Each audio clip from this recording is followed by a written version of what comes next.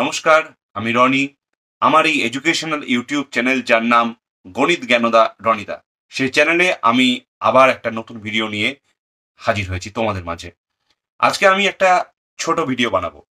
Actually গত ভিডিওতে যে ভিডিওতে আমি ওই টেবিল থেকে মিন মিডিয়ান মোড বের করা শিখিয়েছিলাম, সেখানে বলেছিলাম যে নেক্সট ভিডিওতে একটা ছোট করে আমি ডিসকন্টিনিউয়াস ডেটা থেকে কন্টিনিউয়াস ডেটায় কিভাবে কনভার্ট করা যায় সেটা শেখাবো, এবং তার সঙ্গে সঙ্গে স্ট্যাটিস্টিক্সের একটা খুব ইম্পর্টেন্ট জিনিস এবং খুব কমন জিনিস, ট্যালি, তোমরা শুনেই থাকবে, অর্থাৎ ট্যালি মার্কস, সেটা কি জিনিস একই উদাহরণের মাধ্যমে ছোট্ট করে বোঝানোর চেষ্টা করব।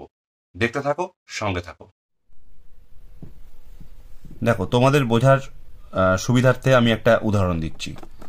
যেমন আগের দিন তোমরা দেখেছো যে টেবিল বেস মিন মিডিয়ান মোডের অঙ্কগুলো করছিলাম, টেবিলের হেডিং থাকে, প্রত্যেকটা হেডিংয়ের আন্ডারে কলম থাকে, সেই কলমের ওপরেই হেডিংগুলো লেখা থাকে। আমি একটা উদাহরণ দিচ্ছি। ধরো, প্রথম হেডিং হচ্ছে class int stands for interval, class interval.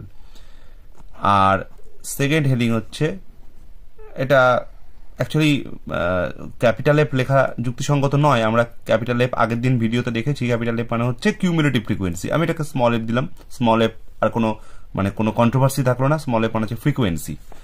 তো এই দুটো হচ্ছে দুটো কলমের হেডিং।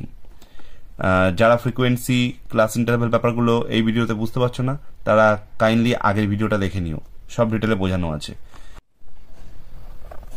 এবার এই ক্লাস ইন্টারভ্যালের ঘরে ধরো দেওয়া আছে 150 to 153, এটা হচ্ছে 2 মানে 150 থেকে 153, 154 to 157, 158 to 161, 162 to 165, 166 to 169, and last 170 to 173.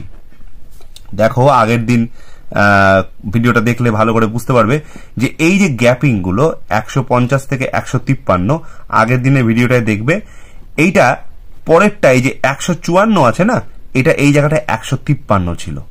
তো এটাই হচ্ছে কন্টিনিউয়াস ছিল, মানে 150 থেকে 153, পরেরটা ঠিক 153 থেকে 156 বা যাই হোক, যা হতো। মোট কথা, যেখানে এই ভ্যালুটা এন্ড হচ্ছে না, পরে স্টার্টিং ভ্যালুটা ঠিক সেটাই হতো। এটাকে বলে কন্টিনিউয়াস ডেটা। কিন্তু এখানে যেটা আছে সেটা কিন্তু ডিসকন্টিনিউয়াস। কি করে বুঝলাম? দেখো, 150 থেকে 153, পরেরটাই কিন্তু 153 না হয় 154 থেকে 157, তারপর এটা 157 থেকে না হয় 158 থেকে 161, যেখানে শেষ হচ্ছে পরেরটা সেখান থেকে শুরু হচ্ছে না, এক বেড়ে যাচ্ছে। তা এর রেসপেক্টে ধরো এর ফ্রিকোয়েন্সি গুলো ধরো এরকম আছে 7, ধরো এটাও 7, এটা 15, এটা 10, এটা 5, এন্ড এটা 6। তো আমাদের এই যে ডিসকন্টিনিউয়াস ডেটা, এরকম ডেটা থাকলে আমরা মিডিয়ান, মিন, মোড কিছুই বের করতে পারি না। সেক্ষেত্রে আমাদের এই ক্লাস ইন্টারভ্যালটাকে আমাদের মডিফাইড ক্লাস ইন্ট বা ক্লাস ইন্টারভ্যাল করে আলাদা একটা কলমে রেকটিফাই বা মডিফাই করে নিতে হয়। অর্থাৎ এক্ষেত্রে আমাদের যেটা করতে হবে সেটাই হলো 0.05 adjustment to make the discontinuous data into continuous data. সেটা কি?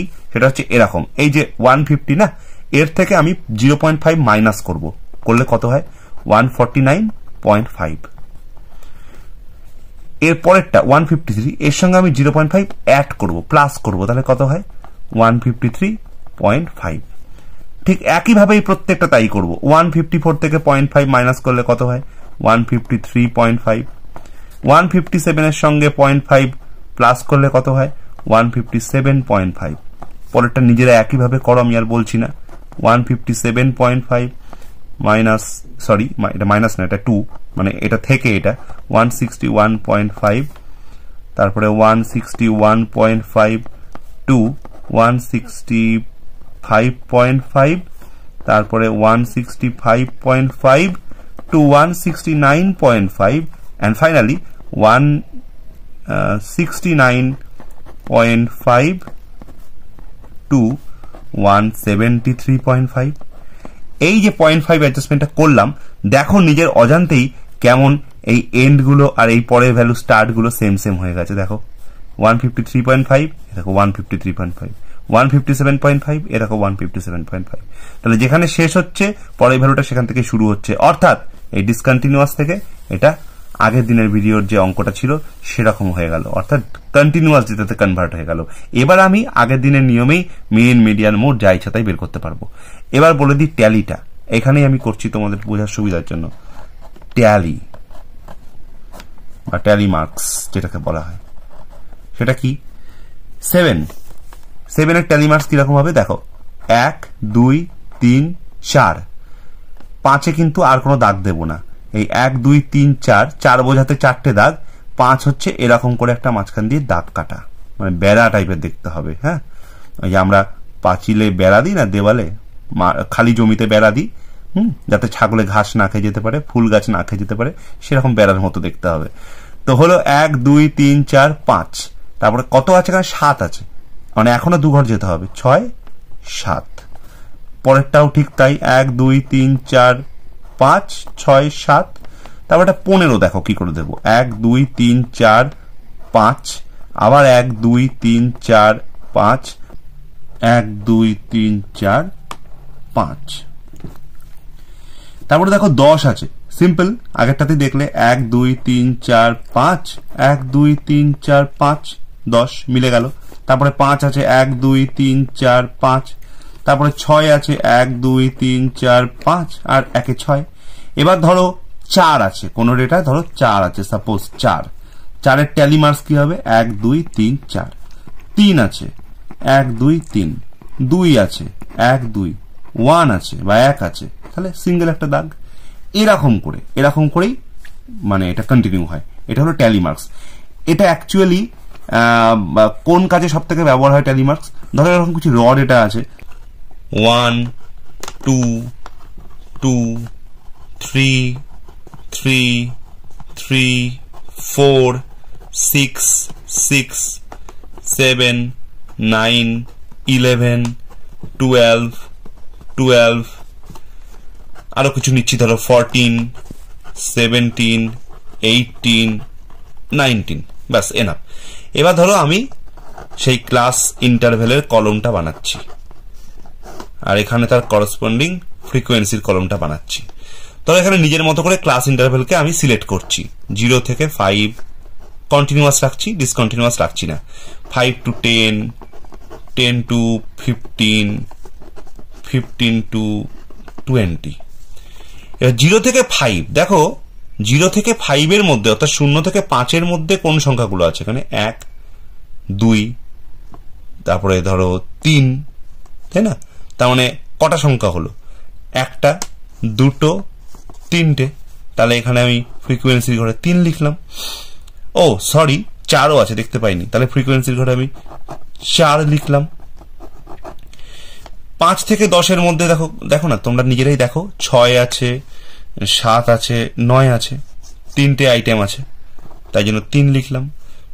10 থেকে 15 এর মধ্যে রয়েছে ধরো 7 রয়েছে, সরি 11 রয়েছে, 12 রয়েছে, 14 রয়েছে, এখানে 3টে আইটেম রয়েছে, 3 লিখলাম। আচ্ছা, 15 থেকে 20 এর মধ্যে রয়েছে, দেখো 15 থেকে 20 এর মধ্যে রয়েছে এই যে 17 রয়েছে, 18 রয়েছে, 19 রয়েছে, 3 লিখলাম। তা এইবার ধরো ক্লাস মার্ক, হ্যাঁ, এই যে ফ্রিকোয়েন্সিটা লিখলাম না, এই ফ্রিকোয়েন্সিটা যদি আগে আমরা না লিখে, যদি সরি ক্লাস মার্ক না, ট্যালি মার্ক, যদি ট্যালি মার্কটা আগে আমরা করে নিতাম ফ্রিকোয়েন্সি না করে, তাহলে দেখো কতটা ইজি হতো জিনিসটা, 0 থেকে 5 এর মধ্যে। ঠিক আছে, এবার একটা বিষয় বলে রাখি, এইখানটা কিন্তু এই যে ফ্রিকোয়েন্সিটা লিখলাম, এই যে এটা কিন্তু আইটেম ধরে ফ্রিকোয়েন্সি লিখলাম, ঠিক আছে? এটা কিন্তু নাম্বার, মানে নাম্বারগুলো ধরে কটা নাম্বার আছে সেই ধরে কিন্তু ফ্রিকোয়েন্সি লিখিনি। সেই ধরনের ফ্রিকোয়েন্সি যদি লিখতাম, তাহলে এখানে 0 থেকে 5 এর মধ্যে 1 2 3 4 5 6 7, মানে এখানে 7 হতো ফ্রিকোয়েন্সি। 5 থেকে 10 এর মধ্যে 1 2 3 4 4 হতো ফ্রিকোয়েন্সি। 10 থেকে 15 এর মধ্যে, এখানে 10 থেকে 15 এর মধ্যে দেখো 1 2 3 4 হতো ফ্রিকোয়েন্সি। 15 থেকে 20 মধ্যে 1 2 3 তিনটে আইটেম এটা হতো। আমি এইগুলো অ্যাকচুয়ালি ফ্রিকোয়েন্সি না, এগুলো অ্যাকচুয়ালি আইটেম অনুযায়ী ফ্রিকোয়েন্সিগুলোকে মার্ক করেছিলাম, যে 1 একটা আইটেম, 2 দুটো 2 কিন্তু 2 একটা সিঙ্গেল আইটেম, সেই জন্য দুটো 2কে একটা আইটেম ধরেছিলাম, 3কে একটা আইটেম ধরেছিলাম। এরকম আমি মানে ক্লাসগত দিক থেকে আলাদা করে আমি এই 4 3 3 এই নাম্বারগুলো পেয়েছিলাম। কিন্তু ফ্রিকোয়েন্সি যদি বলো তাহলে তো নাম্বারকে বোঝায়, সেই নাম্বারগুলো কিন্তু 7 4 4 3 এটা হওয়া উচিত। তো ট্যালিমার্কটা কি? ট্যালিমার্কটা হচ্ছে যদি আমি ফ্রিকোয়েন্সিটাকে না করে আগে ট্যালিমার্কটা করে নিই তাহলে কতটা ইজি হবে ফ্রিকোয়েন্সিটা পরবর্তীকালে ট্যালিমার্ক দেখে নির্ণয় করতে, সেটা দেখো। সেই জন্য ট্যালিমার্কের ইউজ। ট্যালিমার্ক এখানে 0 থেকে 5-এর মধ্যে আমরা কাউন্ট করবো। হ্যাঁ, 0 থেকে 5-এর মধ্যে কটা আছে? 1, তো আমরা একটা খুঁজে পেয়েছি তাই জন্য 1 লিখবো। 2টা খুঁজে পেয়েছি 2 লিখবো। তারপরে 3 নম্বর আইটেম 3, তারপর 4 নম্বর আইটেম 4, 5 নম্বর আইটেম 5, 6 নম্বর আইটেম 6, 7 নম্বর আইটেম, ঠিক আছে 7। তাহলে এবার দেখো 1 2 3 4 5 6 7, তাহলে ট্যালিমার্ক হচ্ছে 7, অর্থাৎ 0 থেকে 5-এর মধ্যে 7টা সংখ্যা আছে টোটাল, তাই না? তো এ দেখো এখানে ট্যালিমার্কে আমি যদি 7টা এইভাবে 1 2 3 4 5 6 7, ঠিক আছে, ওরে এখানে লিখে নিই, তাহলে আমার ট্যালিমার্ক দেখে ফ্রিকোয়েন্সিটাকে বসাতে অনেক সুবিধা হবে। আমি এটাকে আগে করার পরে তারপরে 7 লিখে দিলাম এটা দেখে দেখে। ঠিক যেমন এইটা 5 থেকে 10-এর মধ্যে 1 2 3 4, 4টে আইটেম, আগে 1 2 3 4, মানে প্রথম এরকম নয় 1 2 3 4 তারপরে এখানে 4 বসালাম। It's not like that. এই যেটা পাচ্ছি যখন যখন একটা করে পাচ্ছি সিঙ্গেল সিঙ্গেল দাগ মারছি। একটা পেলাম 5 থেকে 10-এর মধ্যে 6 একটা পেলাম, দাগ দিলাম। আবার 6 পেলাম, দাগ দিলাম। 7 পেলাম, দাগ দিলাম। 9 পেলাম, দাগ দিলাম। 4। তা এই যে আমি একটা করে পাচ্ছি, আমার যাতে ভুল না হয় সঙ্গে সঙ্গে একটা করে দাগ মারছি, এই জন্য আগে ট্যালিমার্ক দেখে তারপরে 1 2 3 4 এখানে 4 বসালাম। ট্যালিমার্ক দেখে ফ্রিকোয়েন্সিটা লিখলে অনেক সুবিধা হয়। এইটাই হচ্ছে ট্যালিমার্কের গুরুত্ব। তাহলে আশা করি তোমরা একটা সিম্পল উদাহরণের মাধ্যমে ট্যালিমার্কটা বুঝতে পারলে, এবং একটু আগে যে ডিসকন্টিনিউয়াস থেকে কন্টিনিউয়াস ডেটায় কনভার্ট করার যে টেবিলের অঙ্কগুলো, সেটা একটা সহজ উদাহরণ সাহায্যে বোঝালাম। আশা করি বুঝতে পারলে। যদি ভিডিওটা ভালো লাগে তাহলে অবশ্যই লাইক কমেন্ট শেয়ার করো, আর চ্যানেলটিকে সাবস্ক্রাইব করতে ভুলো না। আর যারা যারা উপকার পাবে তোমাদের শেয়ারের জন্য, তাদেরকেও বলো ভিডিওটা ভালো লাগলে ভিডিওটা দেখার পরে চ্যানেলটি নতুন, চ্যানেলটিকে সাপোর্ট করতে, চ্যানেলটির গ্রোয়ের জন্য অবশ্যই সাবস্ক্রাইব যেন করে দেয়। Thank you.